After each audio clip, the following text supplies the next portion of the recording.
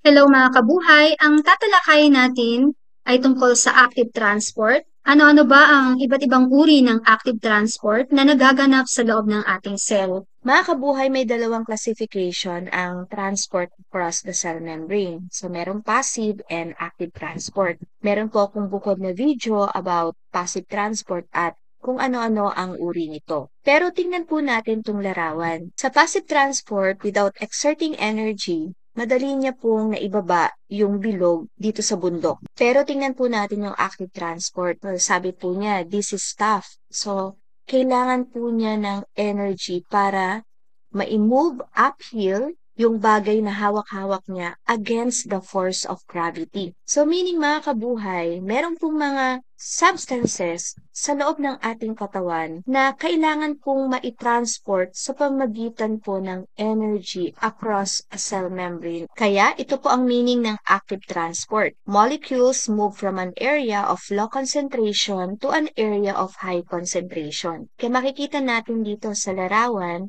meron pong mga molecules dito sa labas ng ating cell at sa loob ng ating cell. At may mga channel o tinatawag po nating mga protein pump na nakalagay po sa mga plasma membrane or cell membrane na nagiging daanan ng mga molecules saan po ang flow from low concentration sa kakaunti po, papunta po sa mataas yung concentration or sa marami na mga molecules. Kaya mga kabuhay, sa active transport, it requires energy in the process na tinatawag po nating ATP or adenosine triphosphate. Ito po yung currency ng energy sa loob po ng ating katawan. Mga kabuhay, isa-isay na po natin ano yung dalawang types ng active transport. Number one, ito po yung typical example ng active transport is the sodium-potassium pump transport. Meron pong mga protein na tinatawag na pump na naka-embedded po sa plasma membrane or cell membrane. Especially po itong sodium-potassium pump transport ay napakahalaga po sa katawan natin lalo na sa mga nerve cells. So, nagbibigay po ito ng electrolytes sa ating pong muscle at sa mga nerve cells po natin. Paliwanag po dito, in this mechanism, 3 sodium are pumped out of the cell for every 2 potassium ions pumped in. Mga kabuhay, gaano ba kahalaga ang sodium and potassium sa ating nerve cells? So they are both essential dietary minerals na nakukuha po natin sa mga kinakain po natin or vitamins. And they are also called electrolytes, meaning sila po yung mga ions na charged particles conduct ng electricity sa ating mga nerve cells. So, ibig sabihin, kapag naging imbalance po ang sodium and potassium sa ating katawan, so pwede po mag-increase yung risk na pwede kang ma-high blood, o magkaroon ka ng sakit sa puso, diabetes, at iba pa. So, ang sodium, ito po ay principal ion in the fluid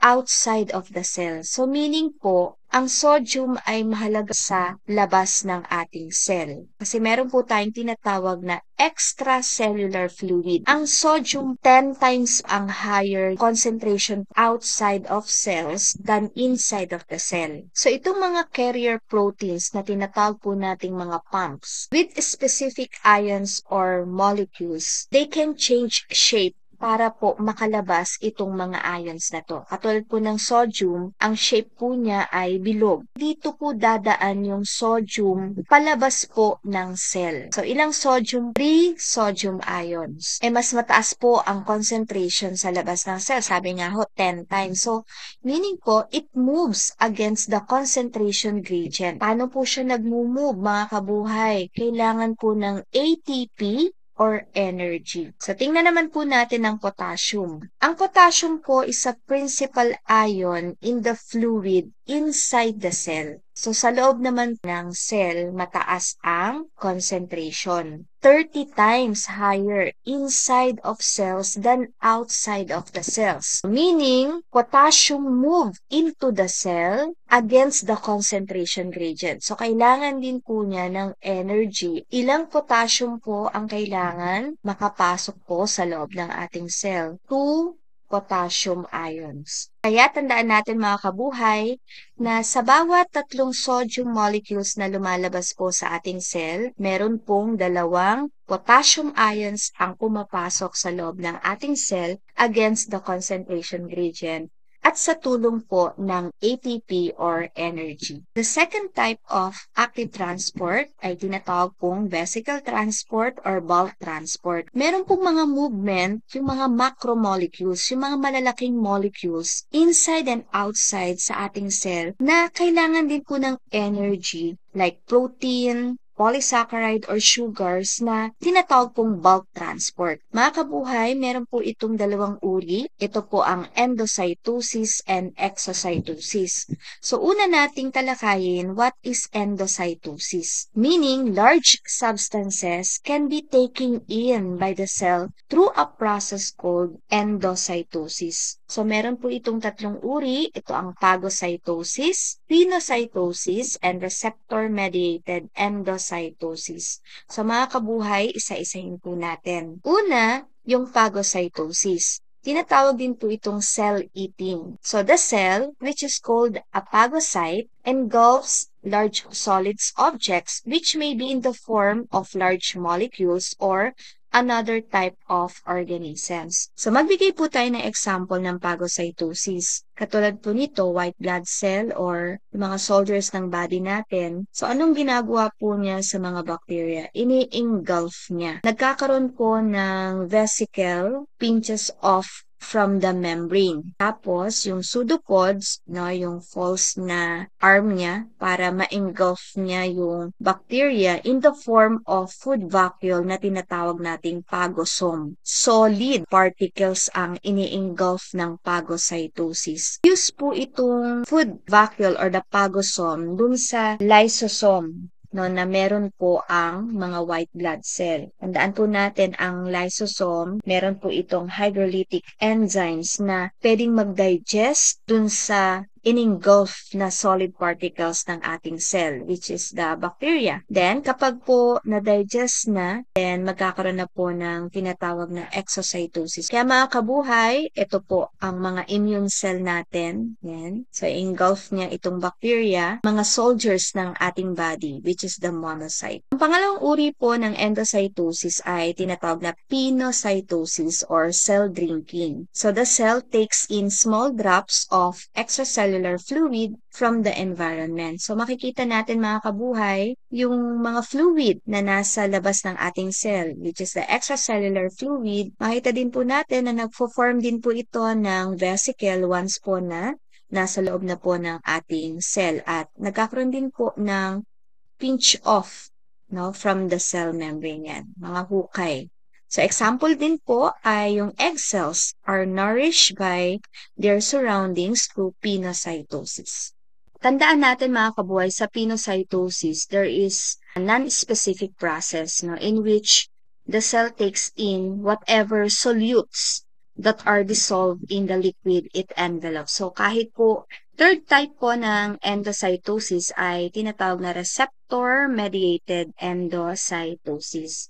Extremely selective process of importing materials into the cell. Nakita po natin na may mga receptors protein dito po sa pit, makikita natin sa cell membrane. Ang tawag po natin dito ay mga clathrin. Ito po yung mga depressed areas of the cell membrane called coated pit. Okay, so the pit covers the molecules when the receptors are triggered. Then, pag nakapasok na po sa loob ng ating cell, pareho din po ng pinocytosis and phagocytosis, okay, nagiging coated vesicle po siya sa loob. Ang LDL, okay, is a bad cholesterol, is taken up by the cell through receptor-mediated endocytosis dahil meron tayong high-density lipoprotein which is a good cholesterol. So, ito po yung actual na view or picture na nangyayari po sa cell-mediated receptor endocytosis. Talakayin natin ang pangalawang uri ng bulk transport or vesicle transport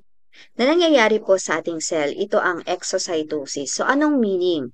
The release of substances from the cell is called exocytosis. So meaning ang mga materials are exported out of the cell via secretory vesicles. Mga kaboy, explain natin kung ano nangyayari sa exocytosis. So sabi po dito sa explanation, the products to be excreted from the cell are first encased in a vesicle. Kaya makikita po natin na itong transport vesicle and also the secretory vesicle, naka-enclose po yung mga i-release outside of the cell, which then move toward the cell membrane. So dito po sila mag-fuse sa pinaka-plasma membrane natin or cell membrane. It will release its content out of the cell and into the environment. Then the vesicle finally become part of the cell membrane. Mga kabuhay, tandaan natin yung fuse meaning nagsama, no, yung mga vesicle at the same time yung ating plasma membrane. At dito din po re-store yung normal amount ng plasma membrane and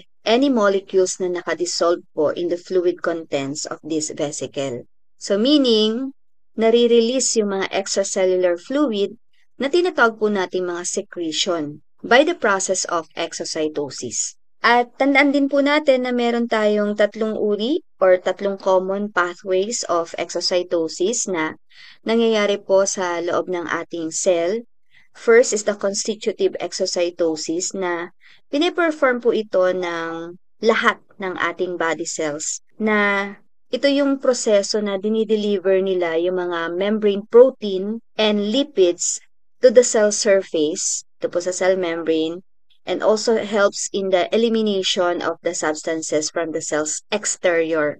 Kapag naman po regulated secretion, or tinatawag po nating non-constitutive secretion, it occurs only in the presence of extracellular signals. So meaning po, ini-increase po yung calcium ions. Is also called regulated exocytosis. So most common po ito sa mga secretory cells like neurons. Hindi po ito nangyayari sa ibang cells po na nasa loob ng katawan natin. At ang pangatlong pathway po sa exocytosis ay tinatawag na vesicular exocytosis. So makikita po ito sa mga bacteria katulad po ng process na phagocytosis wherein yung bacteria once na na-engulf na ng ating white blood cell, mag-fuse po ito sa lysosome kaya tinatawag na phagolysosome. Then magre-release yung lysosome ng digestive and hydrolytic enzyme to help to break down yung materials na nasa loob ng vesicle na yun na nga po yung bacteria. So once po na na-breakdown na yan, then it will release outside the cell, katulad po nito, which is the post-digestion. Kabuhay, magbigay pa tayo ng mga example. Yung hormones are released by the endocrine glands also using the exocytosis.